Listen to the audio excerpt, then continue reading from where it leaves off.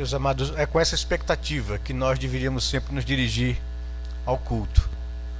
Saber que vamos ter um encontro com Deus. Estamos atendendo uma convocação dele, de que o seu povo, nesse primeiro dia da semana, pare de fazer todas as coisas que normalmente faz, que comumente faz, para estar em comunhão com Deus. É o dia em que o Senhor Jesus, o Filho de Deus, venceu a morte, ressurgindo da morte ao terceiro dia. É o dia que ele fez com que o Espírito Santo descesse sobre a igreja. É o dia em que ele apareceu aos seus discípulos 8 dias após morto. É o dia em que o Senhor separou para que o seu povo pudesse buscá-lo, adorá-lo, se alimentar dele. É o dia em que todo o quarto mandamento apontava para esse dia, quando o Senhor tiraria de sobre os nossos ombros o peso e o fardo da morte e da condenação. É o dia do nosso descanso. E nós nos reunimos para celebrar a Deus e adorar pela salvação que Ele nos trouxe em Cristo Jesus.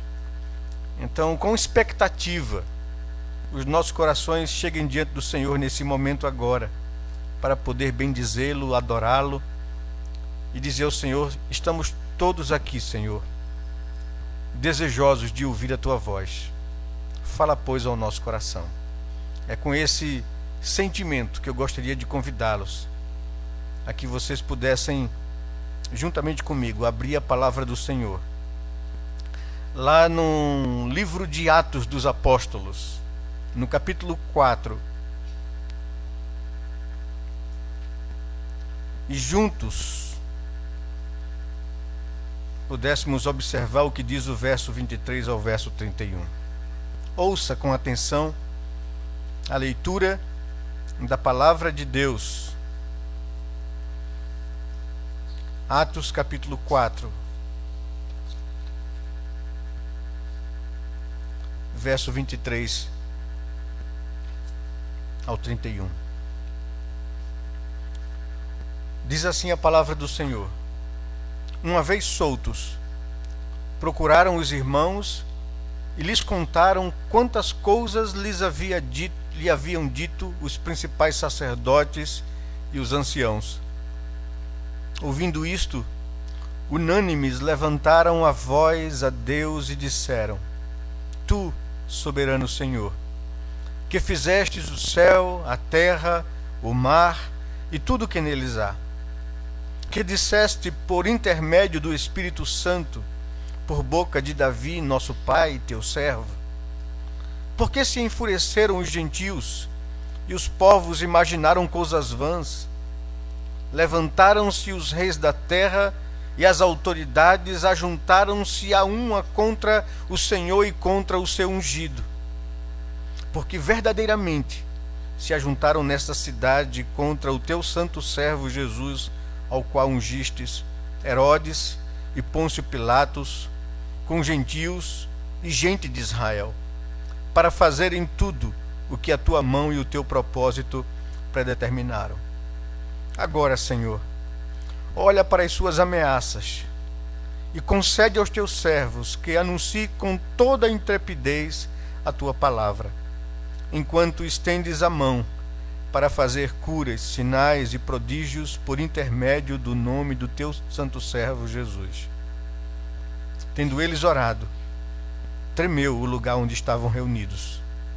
Todos ficaram cheios do Espírito Santo e com intrepidez anunciavam a palavra de Deus.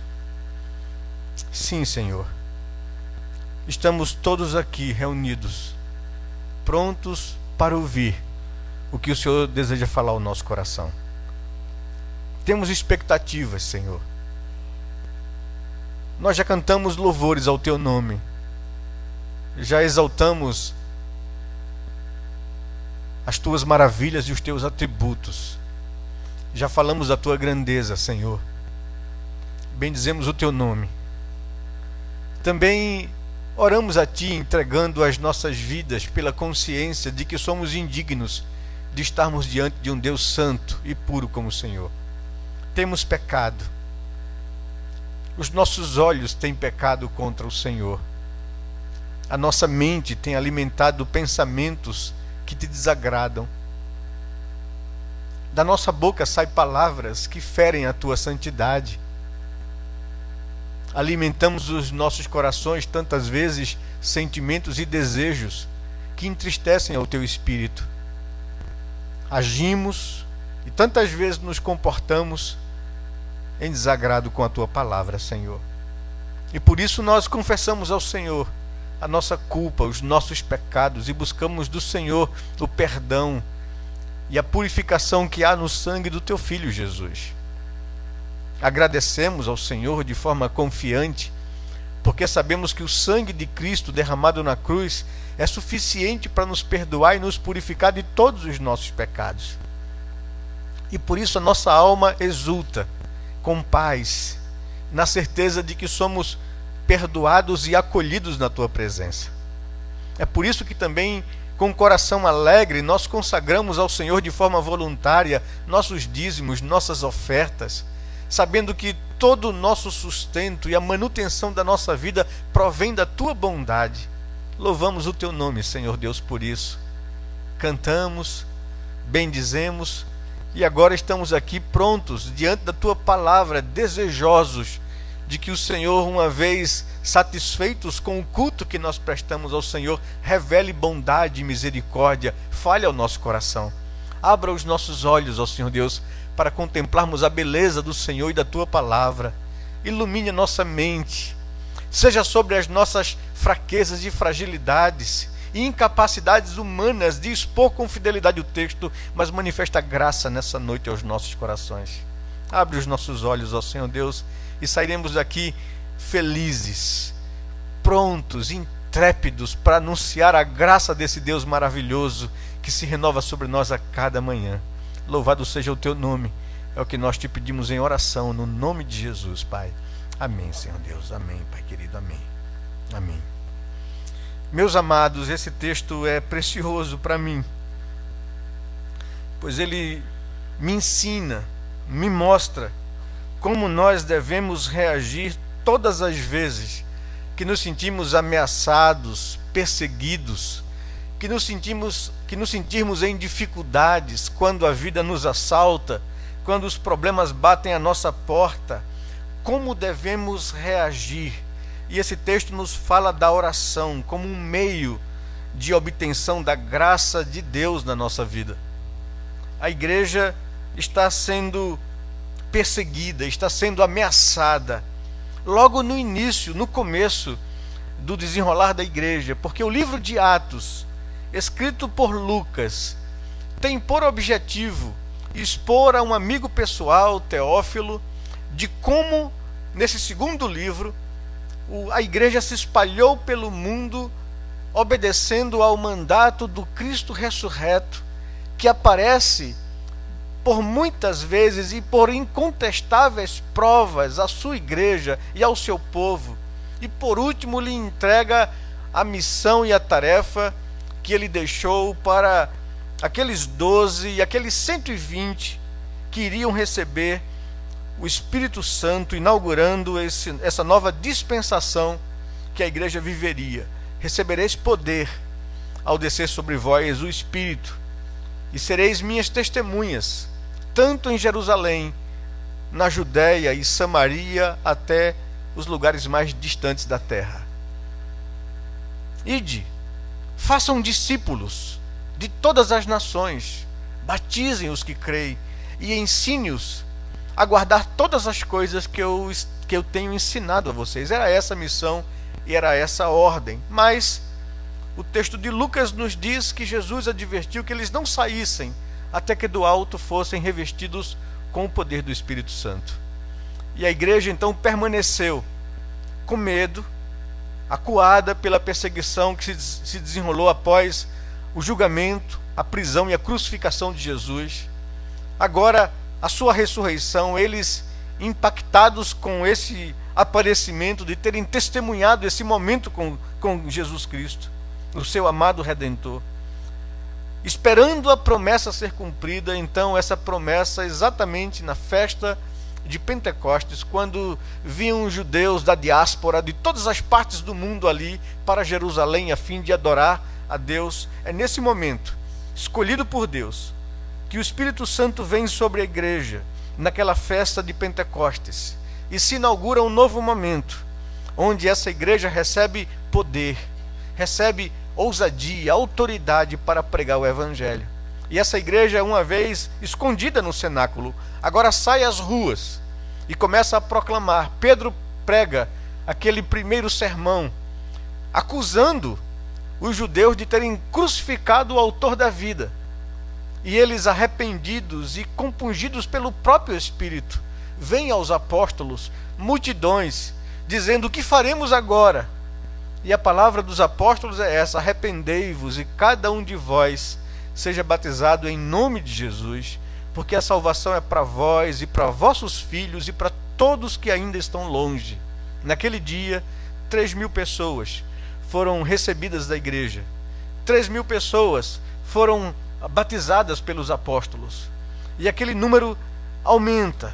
Aquele número fala da multidão dos que creram, como viviam juntos ali. Pessoas desistiram de voltar para sua terra, para sua casa, e ficaram em Jerusalém como parte daquela comunidade dos cristãos. O apóstolo Pedro e João vão ao templo, o capítulo 3 de Atos. E na entrada do templo, tem numa das portas da entrada do grande espaço que tinha o templo de Salomão, ou o templo de Herodes agora, tem um coxo e que pede uma esmola. E Pedro e João olham para aquele homem e diz: nós não temos dinheiro que te dar, mas temos algo para te dizer. Em nome de Jesus, levanta-te e anda. E aquele homem se levantou e andou. E aquilo se tornou notório e se tornou notícia em Jerusalém. E Pedro e João foram ao templo e no pátio dos gentios pregava para as pessoas a ressurreição de Cristo, e em nome do qual aquele homem fora curado.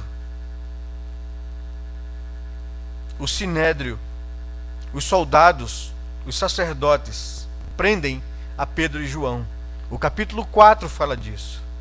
Diz o texto que eles falavam ainda ao povo quando sobrevieram os sacerdotes, o capitão do templo e os saduceus, ressentidos por ensinarem eles o povo e anunciarem em Jesus a ressurreição dentre os mortos. E os prenderam, recolhendo-os ao cárcere até o dia seguinte, pois já era tarde. Muitos, porém, dos que ouviram a palavra e aceitaram, subindo o número de homens a quase 5.000 pessoas. E a igreja crescia, as conversões se multiplicavam. Diz o texto que o sinédrio se reúne no dia posterior, e eu preciso explicar para vocês direitinho como era essa estrutura em Israel, para que a gente possa compreender o grau de perseguição que a igreja passou a sofrer. Quando nós lemos o Antigo Testamento, e depois há um período na história de quase 400 anos, a última profecia do Antigo Testamento, o profeta Malaquias, até os evangelhos que narram o nascimento de Jesus e o cumprimento da promessa de Deus de enviar o Messias, passaram-se 400 anos. 400 anos onde Deus não mais havia se revelado à nação de Israel. 400 anos após a volta do exílio babilônico, que fora no século VI a.C., destruída toda Jerusalém, juntamente com o templo, o povo levado cativo para a Babilônia. Depois Deus, na sua misericórdia, traz o povo de volta à sua terra, e eles chegam para reconstruir uma nação destruída. Reconstrói os muros de Jerusalém, reconstroem as suas casas, reconstroem o templo. Foi um início muito humilde, muito pequeno diante da glória que já fora a cidade do rei Davi e o templo do Senhor, que representava a presença do Senhor no mundo. A estrutura da organização da nação de Israel mudou. Nesses 400 anos, muitas coisas aconteceram. Eles foram invadidos 3 vezes por outros povos, até chegar uma família sacerdotal dos Macabeus e propuserem para Israel uma luta de libertação contra os inimigos. E eles conseguiram, de fato, independência e libertação. E quando da organização ou da reorganização da nação de Israel, surgiu então o Sinédrio, que era uma corte, que como se fosse o Supremo Tribunal Federal, que julgava todas as questões da nação de Israel e também as questões religiosas. O Sinédrio era uma das mais importantes instituições públicas na vida do povo judeu. Foi instituído exatamente nesse retorno e nessa independência, nesse período de 150 anos antes de Cristo nascer. A principal função era ser essa Suprema Corte e a autoridade máxima em tudo o que se referia à conduta religiosa do povo de Israel. Mas a partir da ocupação romana, que se deu 63 anos antes de Cristo, quando o Império Romano colocou reis em Israel, reis que eram de fato do povo para poder prestar contas. Ele não mexeu com a estrutura política e organizacional nem religiosa daquele povo e colocou então Herodes, o Grande, como rei sobre toda Israel. E Herodes diminuiu muito o poder do Sinédrio e só colocou o Sinédrio com poderes religiosos e tirou todos os poderes políticos do Sinédrio. O Sinédrio, então, na época de Jesus, passa a atuar como um tribunal inquisidor, transferindo suas conclusões para o procurador romano. E Roma, então, sentenciava de acordo com o processo iniciado no Sinédrio. Então, é esse Sinédrio que prende Jesus, que o julga ilegalmente, na madrugada, na casa não onde o Sinédrio ficava, e que as audiências eram públicas e abertas, mas na madrugada na casa do sumo sacerdote Anás e Caifás. Foi ali que Jesus é julgado. E é esse Sinédrio que está agora perseguindo a igreja, que prende Pedro e João aqui, logo no início da igreja. E é esse Sinédrio que passa a julgá-los a partir do versículo 5 do capítulo 4. Diz o texto que no dia seguinte, após a prisão de Pedro e João, reuniram-se em Jerusalém as autoridades, os anciãos e os escribas, com o sumo sacerdote Anás, Caifás, João, Alexandre e todos os que eram da linhagem do sumo sacerdote. E pondo-os perante eles, os arguíram: com que poder ou em nome de quem fizeste isso?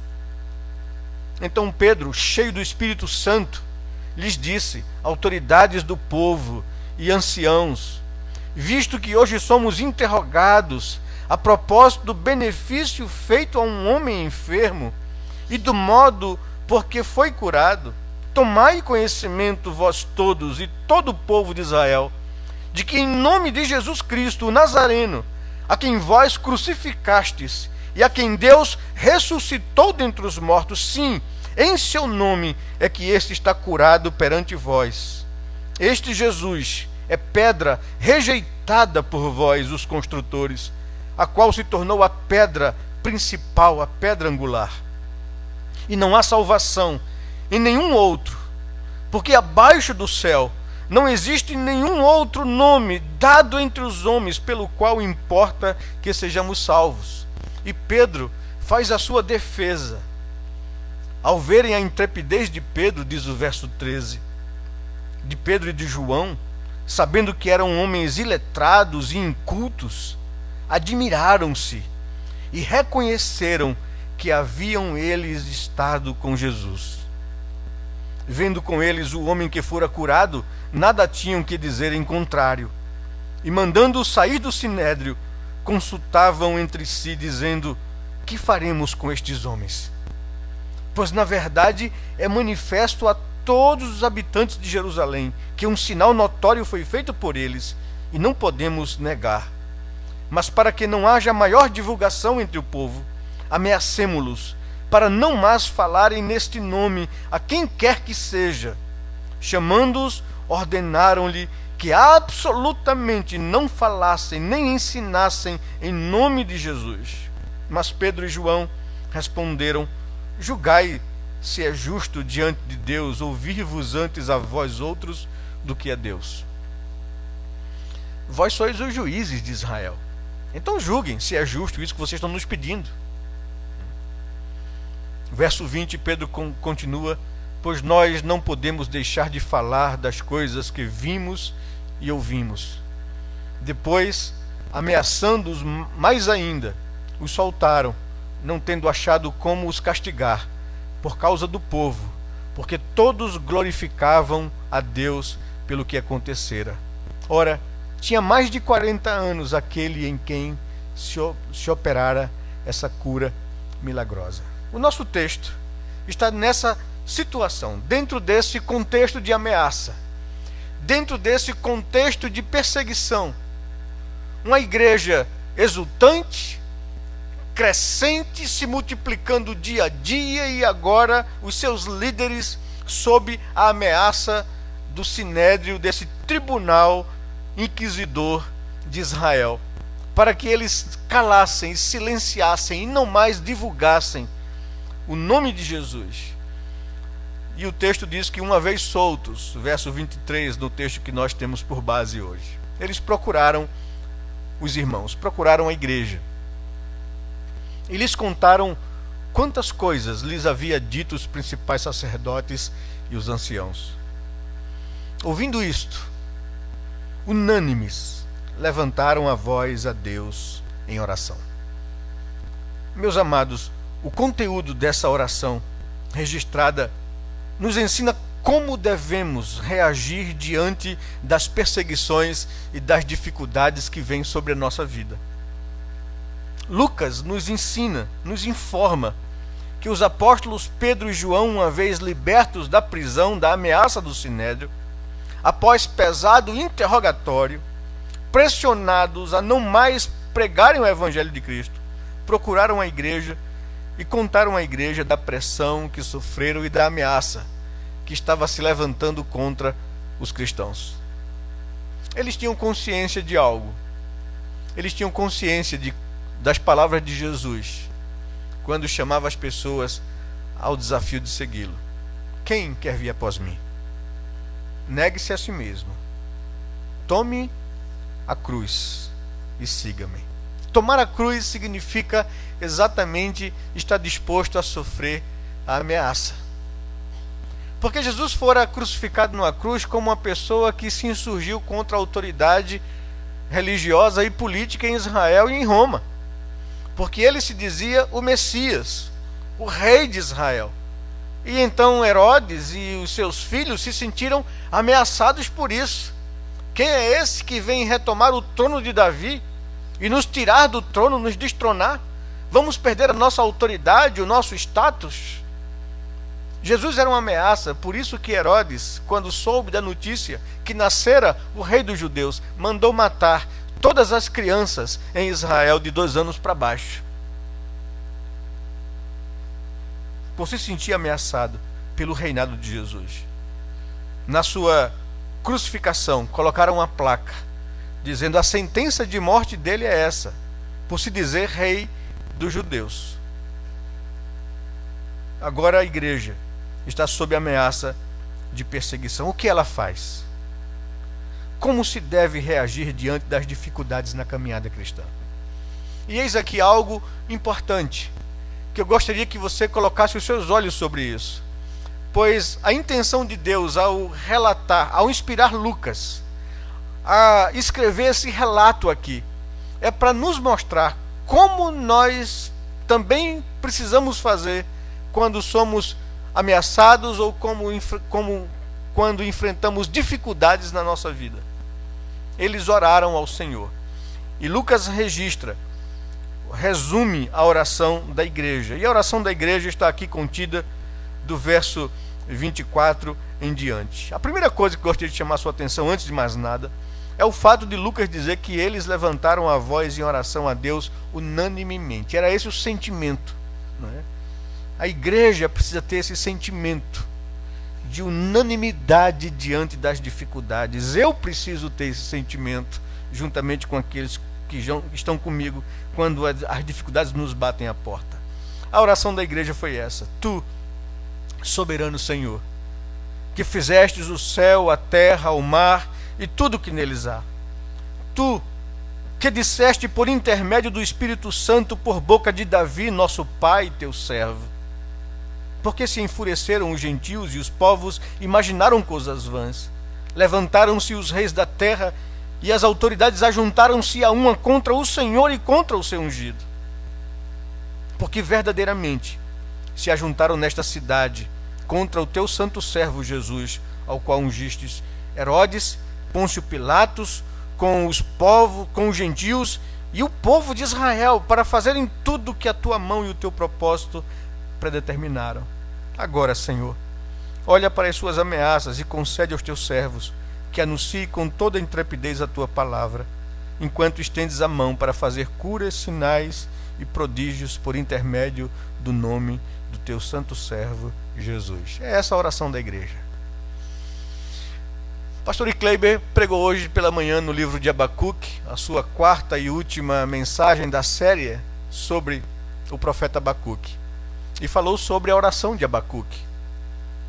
Quando ele foi tomado pela notícia de que Deus levantaria um povo ímpio para julgar o seu próprio povo Israel. Quando Abacuque, como profeta, no início do livro, reclama a Deus a injustiça, a violência, a rebeldia que há no meio do povo de Deus contra Deus. Senhor, até quando eu gritarei violência e o Senhor não me atenderá? Até quando o Senhor permitirá que esse povo continue em rebelião contra o Senhor? E Deus diz a Abacuque, então, Abacuque, eu já tenho pronto para esse povo aquilo que eles merecem. Eu vou levantar um povo ímpio e inimigo para destruir o meu povo Israel. E Abacuque então ora agora desesperado: Senhor, como é que o Senhor vai fazer isso? O teu povo é santo, e o Senhor vai levantar um povo ímpio contra o teu povo santo? E é como se Deus olhasse para Abacuque e dissesse: Abacuque, não estou te entendendo. Você estava orando dizendo que esse povo vive em corrupção, em violência, e agora que eu digo que eu vou julgar o povo, você vê dizer que ele é santo? E que como é que eu vou levantar um povo ímpio para julgar o meu povo Israel? Vou te dizer o que eu tenho que fazer. E então Abacuque aquietou-se no coração, sabendo que Deus é um Deus bondoso, que Deus sabe o que faz. E é exatamente no meio dessa oração, meus queridos, que eu gostaria de que você percebesse algo importante. Existem fórmulas de oração, ou forma de se chegar a Deus em oração? A Bíblia não nos diz isso. Não há orações prontas. Nem a oração dominical que o Senhor ensinou aos discípulos é uma oração para ser repetida. Aquilo ali é uma agenda. Motivos pelos quais eu deveria pautar a minha agenda de oração. As coisas de Deus como prioridade. A glória do seu nome, o seu reino, sua vontade. E depois também as minhas coisas, minhas necessidades de sustento, de manutenção, de sobrevivência, de perdão diário pelos meus pecados que eu cometo e de proteção para que eu não venha incorrer em falta e em pecar contra Deus. Então o Senhor nos ensina ou nos dá uma agenda, mas quando nós oramos, existe alguma forma, alguma maneira que a Bíblia nos oriente de como fazer? Nós temos orientações que nós deveríamos nos dirigir a Deus o Pai, em nome ou pela obra realizada por Cristo na cruz, através do Espírito Santo, que é quem intercede por nós com gemidos inexprimíveis, porque nós não sabemos orar como convém. Então a Bíblia nos orienta a quem devemos nos dirigir: a Deus e a Deus somente. Não há outro que possa atender o meu clamor e a minha aflição. É Deus. E eu devo fazê-lo não confiado nas minhas palavras, no muito falar, mas devo fazê-lo confiado no que Cristo realizou e conquistou por mim na cruz. É por causa dele que somos aceitos, diante do Pai. É por causa do sacrifício dele, do sangue dele, que eu sou acolhido diante do Pai. É por causa de Jesus que ele atende e ouve a minha oração. Por isso eu devo fazer a minha oração em nome de Cristo. Por causa de Cristo. Pelo que Cristo fez na cruz por mim. E devo aprender a viver uma vida submetida ao controle e ao domínio do Espírito Santo. Porque é o Espírito Santo quem intercede por nós, com gemidos inexprimíveis. É o Espírito que nos conduz a Deus. Por isso, andai no Espírito. Por isso, não entristeçais o Espírito de Deus, no qual foste selado para o dia da redenção. Por isso, não pequeis contra o Espírito. Porque eu preciso viver em comunhão com o Espírito para que ele me ensine e me conduza às orações. Mas, no entanto, a oração feita pela igreja aqui nos aponta algumas coisas importantes que deveriam ter na minha oração quando eu me dirijo a Deus. Em primeiro lugar, eu gostaria de destacar na oração da igreja o lugar que eles colocam, o lugar devido a Deus. Todas as vezes que você for orar, traga à memória quem Deus é, a quem você está dirigindo a sua oração. E a oração da igreja nos aponta isso. A igreja traz à memória, diante de tanta ameaça, diante de tanta perseguição, diante da possibilidade de morte, de prisões, de espólio, a igreja traz à memória algo importante. Nós servimos e lidamos ao soberano Senhor, Criador de todas as coisas. É isso que a igreja está dizendo na sua oração. Tu, soberano Senhor, que fizestes o céu, a terra, o mar e tudo o que neles há. Ou seja, o sinédrio, as autoridades de Israel, a autoridade romana, todo o poder do Império Romano são nada diante do Senhor. Foi o Senhor que na tua soberania fez todas essas coisas. Os céus, a terra, o mar e tudo o que há na terra, nos céus e no mar foram feitas pelo Senhor. Não há ninguém mais poderoso do que o Senhor, mais soberano do que o Senhor. A arrogância dos homens do Império Romano não está acima da tua soberania, Senhor. Eles estão debaixo do teu controle. A igreja está trazendo à memória quem é Deus,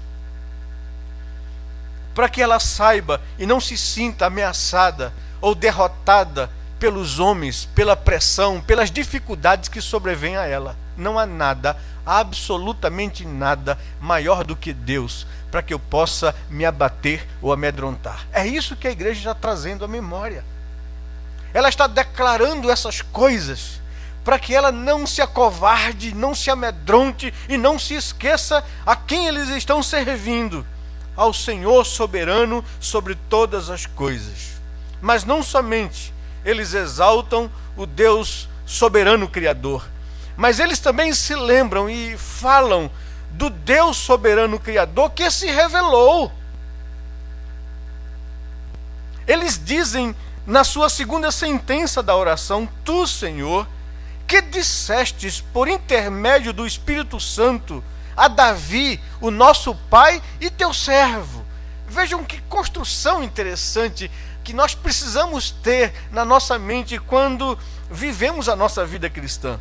Deus não somente é o soberano Criador, mas Deus também revelou-se aos homens. Deus também nos disse que essas coisas que nós estamos sofrendo, que estão vindo sobre nós, Ele já disse lá no Salmo de número 91. É esse o Salmo? Deixe-me só conferir aqui com vocês. Não, desculpem, o Salmo 2. É o Salmo 2, os 2 primeiros versículos do Salmo 2. Diz exatamente isso: porque se enfureceram os gentios e os povos imaginaram coisas vãs.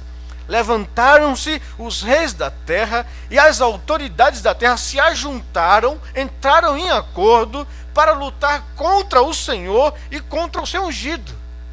eles citam o Salmo, dizendo: Senhor, nós sabemos que nós vamos enfrentar isso. O Senhor foi quem nos revelou que as coisas seriam assim. Tu falaste por boca de Davi, o nosso pai e teu servo. E Davi falou inspirado pelo teu espírito. É interessante o conceito da nação de Israel. Davi é uma pessoa que eles têm em grande conta, é o grande rei de Israel. Eles honram a Davi como rei. Ele é o nosso pai espiritual. Ele é um grande nome da nação de Israel e nós reconhecemos isso e honramos Davi. Mas o nosso pai Davi, em referência ao Senhor, ele é teu servo.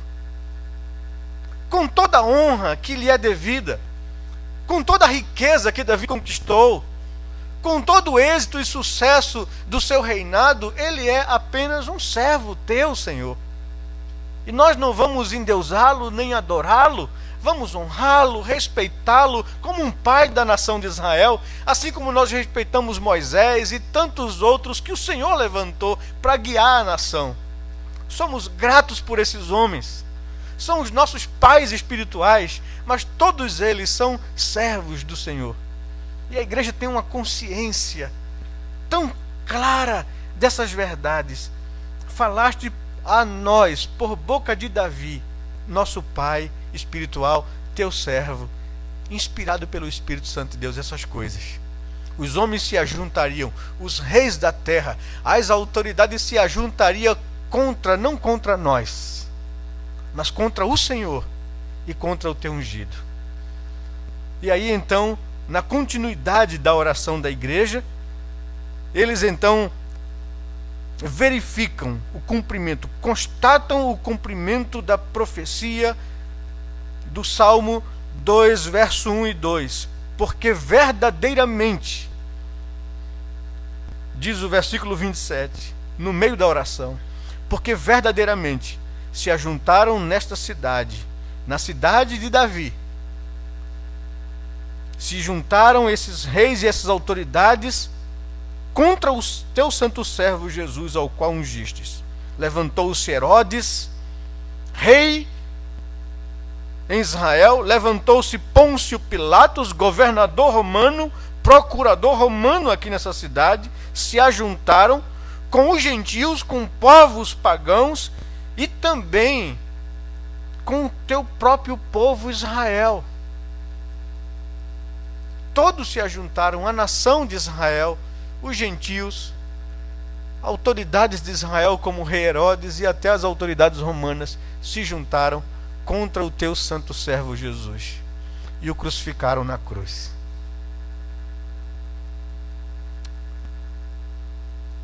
Mas só que quando eles mataram o Senhor Jesus, veja a consciência da igreja, eles se ajuntaram contra o Senhor e contra o seu ungido para o quê? Para fazer tudo o que a tua mão e o teu propósito pré-determinaram. Vejam a consciência da igreja, meus queridos. O que eles estão dizendo é que absolutamente nada, nem ninguém, tem autonomia e independência para fazer aquilo que não está no controle de Deus. Eles são culpados por isso. Eles não são inocentes. Eles não são marionetes na tua mão, Senhor. Eles têm a livre agência de desobedecer, de desonrar, de se rebeliar contra o Senhor. Mas eles, toda essa rebelião e pecado e injustiça no mundo não fogem ao teu controle. Deus continua sendo Deus, soberano e absoluto sobre todas as coisas. E a igreja tem consciência disso e precisa trazer isso à memória para que não seja esmagada pelas dificuldades e os problemas da vida que nos assaltam e nos destroem ou tentam nos destruir. A igreja está trazendo à memória isso. Senhor, tu és Deus, soberano sobre tudo. Tu és tão soberano que já lá no passado, no reinado de Davi, já usaste Davi, inspirado pelo Espírito Santo, para dizer essas coisas vão acontecer. E nós estamos constatando isso. E eles só se rebelaram e crucificaram Jesus, o teu filho, cumprindo o que havia de ser feito.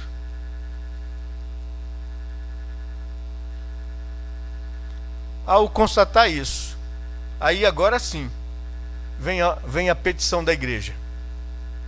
Aí agora sim, vem a oração. Agora, Senhor, olha para as suas ameaças. Olha para as ameaças que eles estão levantando contra o teu povo, a igreja. O que é que você espera que eles iriam pedir a Deus? Tu és soberano, Senhor. Tu tem controle de todas essas coisas. Livra-nos da perseguição. Livra-nos dos problemas. É isso que eles pedem, irmãos? Não. Vocês sabem por que eles não pedem isso? Também pela consciência da missão que lhes foi confiada. Qual foi a missão confiada à igreja? Pregar a Cristo. Anunciar a Cristo. E Jesus diz, olha, eles perseguiram a mim, vão perseguir a vocês também. Eles endureceram o coração a mim, vão endurecer o coração a vocês também. Mas tem muitas pessoas que serão alcançadas pela pregação do Evangelho, serão salvas pela pregação do Evangelho. Então a igreja ora a Deus assim, Senhor, olha para as suas ameaças e concede aos teus servos que anunciem com intrepidez a tua palavra. Senhor Deus, não nos faça amedrontar diante das ameaças, diante dos problemas, diante das dificuldades. Nós não queremos baixar a cabeça, nós não queremos negar a nossa fé, nós não queremos que as ameaças dos inimigos, que os problemas que vêm na nossa vida nos anule de fazer aquilo que o Senhor nos chamou a fazer, anunciar a boa nova, de que mesmo o homem sendo merecedor de condenação, o Senhor o amou e entregou a vida do seu Filho, para que todo aquele que nele crê não pereça, mas tenha vida eterna. Essa é a nossa missão, Senhor, anunciar ao mundo essas verdades. Por isso nos conceda que nós falemos com toda a intrepidez, apesar da ameaça, apesar das dificuldades, apesar do perigo da morte. Senhor Deus, nos dê coragem, nos conceda autoridade, Senhor Deus, para que a gente pregue a palavra e anuncie a palavra do Senhor. É por isso que o Senhor Jesus falou aos seus discípulos que a ordem era essa: vocês vão sair pelo mundo e fazer discípulos de todas as nações, mas não façam isso antes que do alto sejais revestidos de poder. Vocês não terão a ousadia necessária, a intrepidez necessária, a coragem necessária para pregar o Evangelho com eficácia, o Evangelho transformador na vida de quem ouve, se não for pelo poder do Espírito Santo. Agora deixe-me chamar a atenção para uma coisa aqui, que é muito importante para as nossas vidas. Estamos no capítulo 4 de Atos. Estamos muito próximos do advento do Pentecostes. O Espírito Santo fora derramado em Pentecostes e a igreja teve autoridade para pregar. Pedro pregou, 3.000 pessoas se converteram. Não pelo argumento de Pedro, mas pelo poder convencedor do Espírito Santo, que estava sobre a igreja. Agora a igreja estava sob ameaças, se sentindo acuada, diminuída, ameaçada, com temor pela própria vida. E ela, ao ouvir o testemunho dos apóstolos que acabaram de ser soltos da prisão e ameaçados, a igreja unânime levanta a voz em oração a Deus e pede a Deus: Senhor, nos revista novamente do Espírito Santo. Nós precisamos ter essa autoridade, esse poder para viver a vida cristã como o Senhor quer que nós vivamos e para pregar com ousadia. A resposta da oração da igreja veio de forma imediata, irmãos. Vejam o verso 31. Diz que, tendo eles acabado de orar, o lugar que estavam reunidos foi estremecido. Todos ficaram novamente cheios do Espírito Santo e com ousadia, com intrepidez, anunciavam a palavra de Deus. Isso nos ensina, irmãos, algumas coisas importantes. Isso nos esclarece algumas coisas importantes. A igreja evangélica protestante histórica sofreu um abalo muito forte com o advento no século XX do pentecostalismo que chegou ao Brasil e que saiu dividindo as igrejas tradicionais, batistas lá no Belém, e isso se espalhou por todo o Brasil. E as igrejas tradicionais reagiram em demasia contra o movimento pentecostal e ficaram no extremo, desdizendo ou descrendo tudo quanto era a ênfase do movimento pentecostal. E o movimento pentecostal tinha como uma forte ênfase a doutrina de que todo crente, à semelhança dos apóstolos, precisavam passar por uma segunda experiência espiritual, que eles chamavam da segunda bênção, que era o batismo com o Espírito Santo. E o raciocínio era mais ou menos esse. Olha, observem que os primeiros discípulos de Jesus, os 12, eles criam em Jesus, eles operaram grandes sinais, pregaram o Evangelho, mas eles não tinham ainda o Espírito Santo. O Espírito Santo só fora dado em Pentecostes, no capítulo 2 de Atos. E quando o Espírito Santo foi dado, algo diferente aconteceu. Pedro pregou o sermão e 3.000 pessoas se converteram. Eles vão para o templo e pegam, e esse número chega a 5.000 pessoas, então nós precisamos ter esse mesmo poder. Então existe uma segunda experiência na vida do cristão, que é o batismo com o Espírito Santo. E a evidência desse batismo com o Espírito Santo é o falar em línguas, assim como aconteceu em Pentecostes. Vieram sobre eles línguas de fogo e todos falaram línguas. Então se busca isso no movimento pentecostal, é a característica do movimento pentecostal, por isso que tem o nome de pentecostal, né? Porque querem viver a mesma experiência que aconteceu em Pentecostes, da vinda do Espírito Santo e de falar em línguas, como evidência desse batismo. Onde é que está o problema com isso? Ou será que eles estão corretos nesse raciocínio, nessa ênfase doutrinária, e nós estamos equivocados em dizer que não é dessa forma que as coisas acontecem? Existe de fato uma segunda bênção que está oferecida à igreja para que nós sejamos revestidos com esse poder do Espírito Santo e fale língua como evidência disso? Essa é a grande questão, essa é a pergunta. E nós, quando olhamos para a Bíblia e vamos procurar entender o que aconteceu, nós precisamos compreender que Deus, nas 3 pessoas da divindade, agiu na história em dispensações distintas, que desde a criação até a vinda de Jesus, o Messias, quem era o protagonista em relação ao ser humano e ao povo de Israel era Deus Pai. Todos nós sabemos disso, né? Vez ou outra aparece uma figura de Cristo no Antigo Testamento, do Deus Filho, mas quem lida com os profetas, quem lida com Moisés, com os grandes homens de Deus, é o Pai, que aparece numa sarça ardente, numa coluna de fogo. É Ele quem fala com os profetas. Depois, então, entramos num novo momento que nós chamamos da dispensação do Filho. E a segunda pessoa da divindade passa a ser o protagonista. Ele encarna, assume forma humana, lida diretamente com os homens, com os discípulos. É isso que João fala na introdução do seu evangelho e da sua primeira carta. O Verbo se fez carne, habitou entre nós, cheio de graça e de verdade. Nós vimos a sua glória como a glória do unigênito do Pai.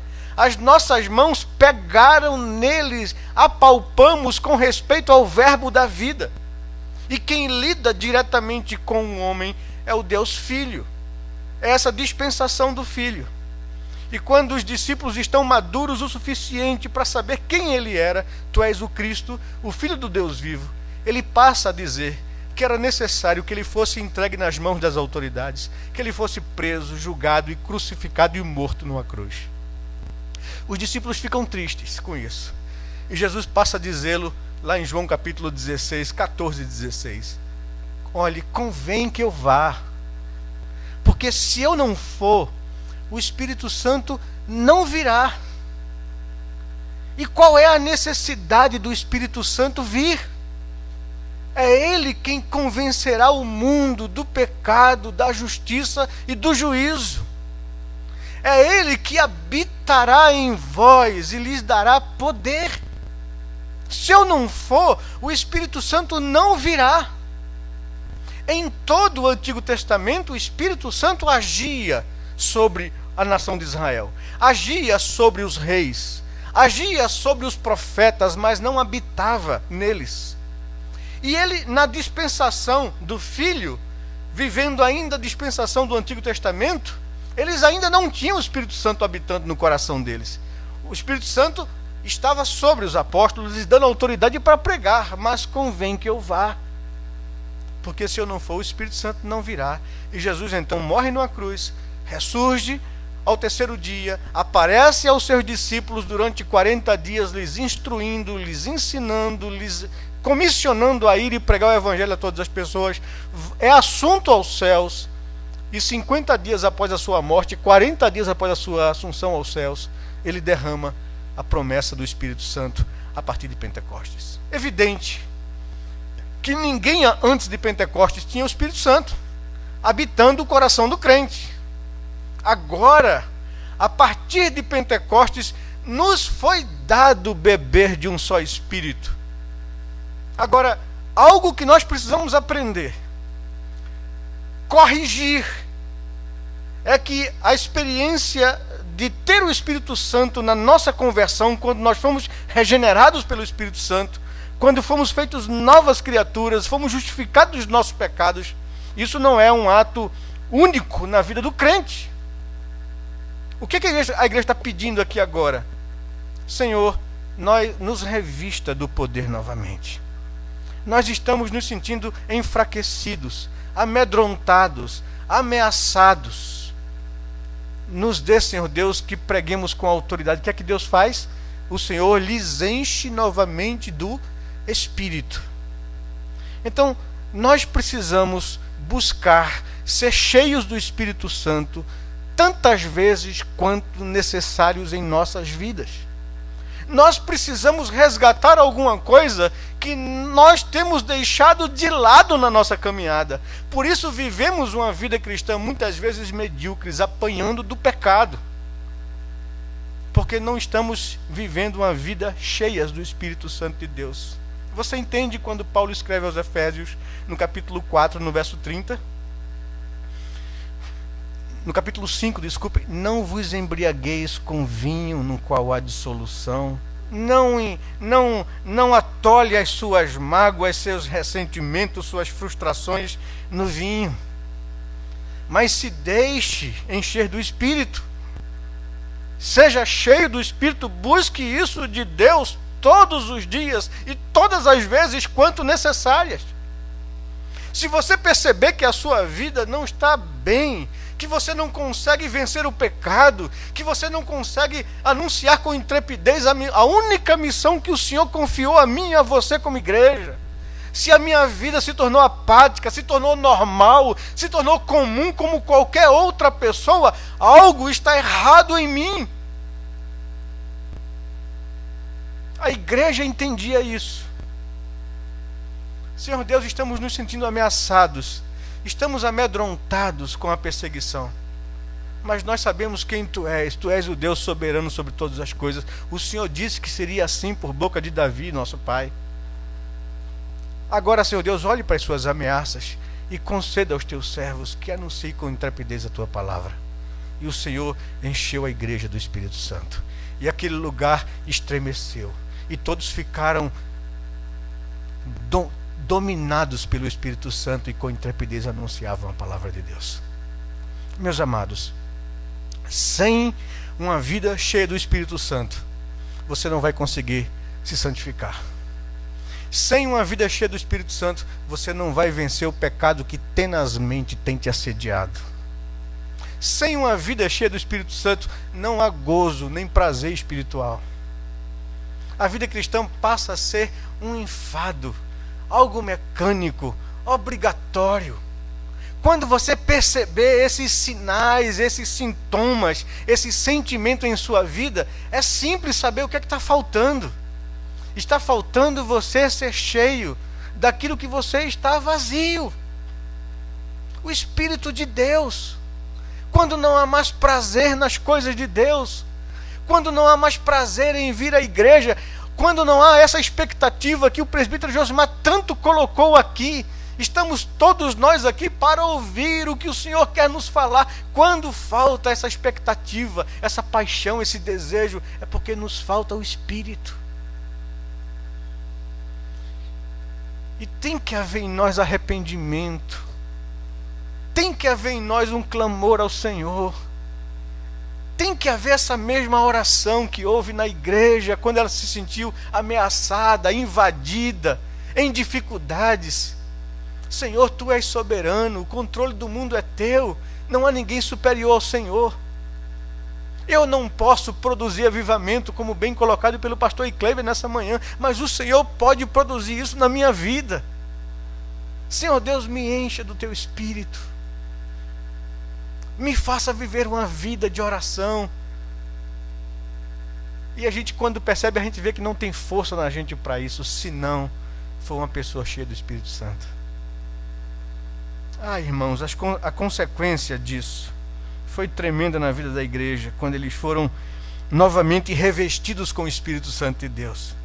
Lucas continua o capítulo nos informando sobre as consequências na vida comunitária de uma igreja comprometida e consagrada ao Senhor.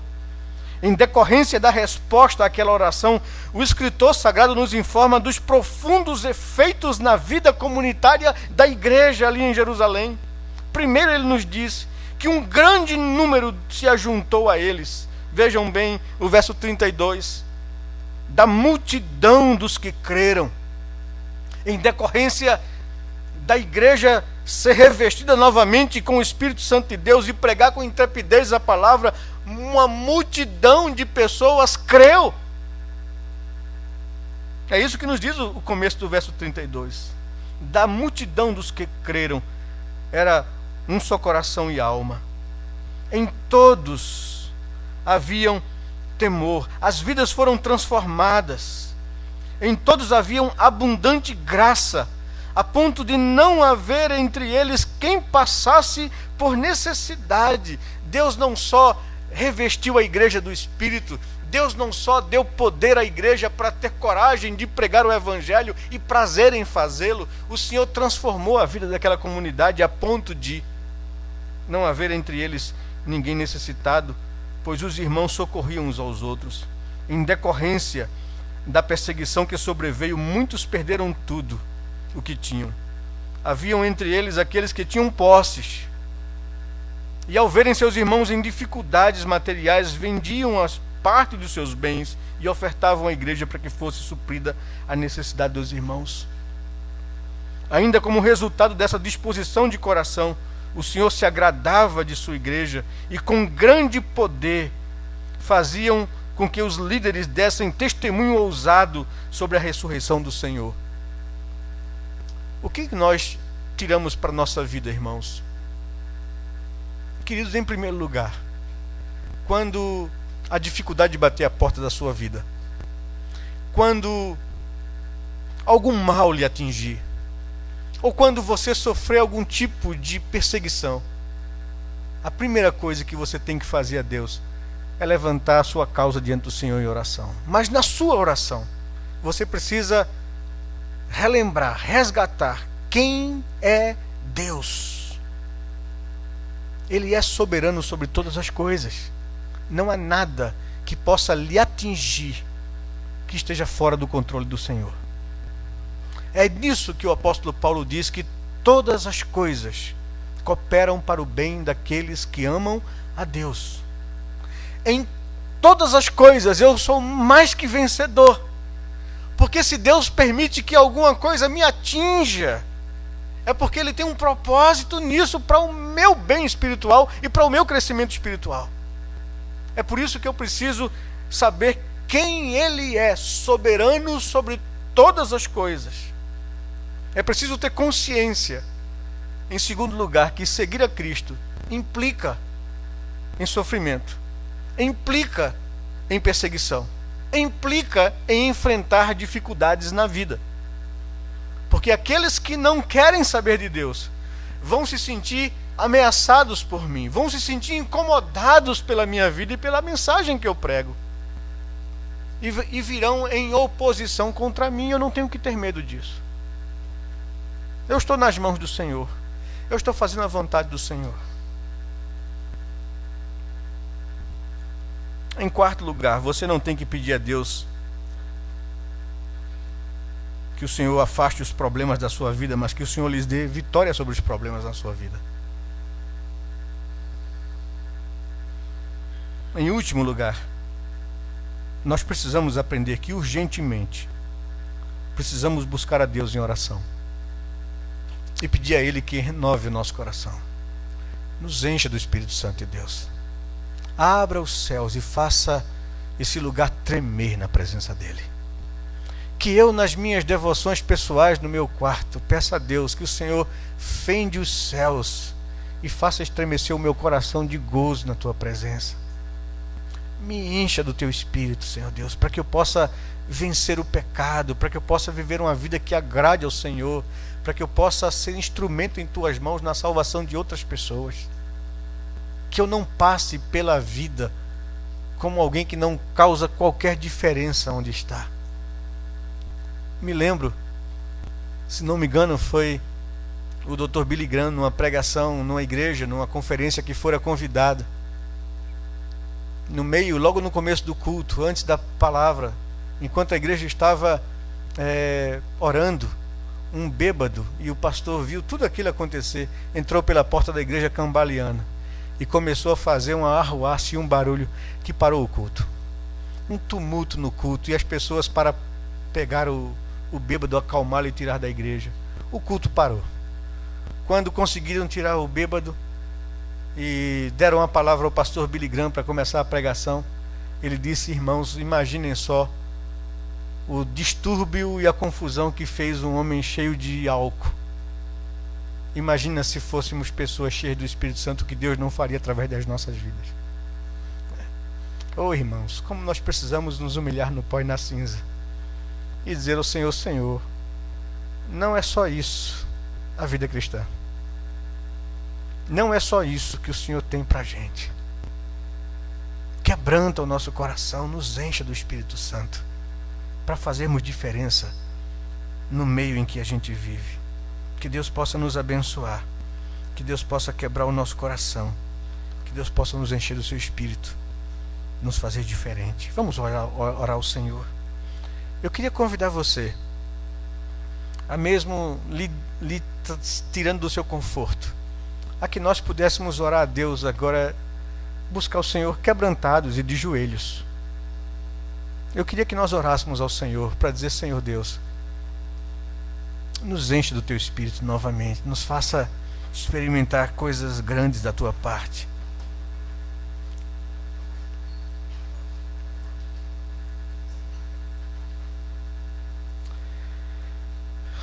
Ó Senhor meu Deus, somos a Tua igreja, o Teu povo, e estamos aqui para ouvir a Tua voz. Ao abrirmos a Tua palavra, nós somos confrontados, ó Senhor Deus, com a igreja que sofreu ameaças.